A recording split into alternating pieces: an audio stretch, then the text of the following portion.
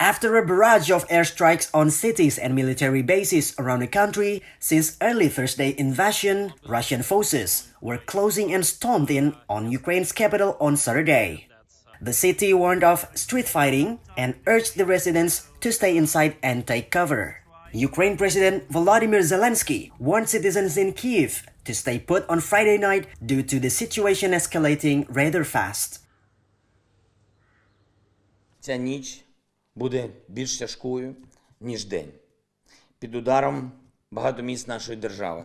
Чернігів, Суми, Харків, наші хлопці, наші дівчата на Донбасі, міста півдня України, особлива увага Києву. Не можна втратити столицю. Звертаюсь до наших захисників і захисниць на усіх фронтах цієї ночі. Ворог застосує усі наявні у них сили, щоб зламати наш опір. Підло, жорстко і не по-людськи.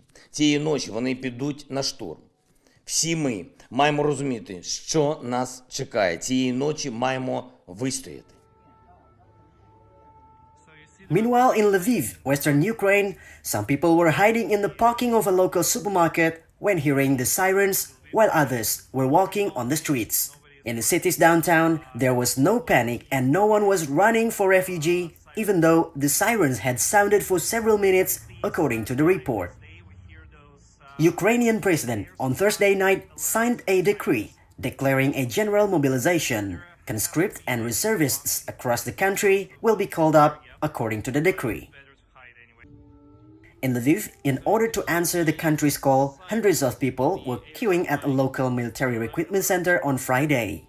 Meanwhile, the United Nations is scaling up its humanitarian work in Ukraine, the world body's chief Antonio Guterres announced on Friday.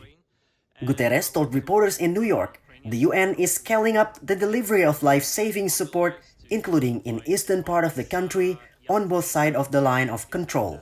Humanitarian needs are multiplying and spreading by the hours, where civilians are dying.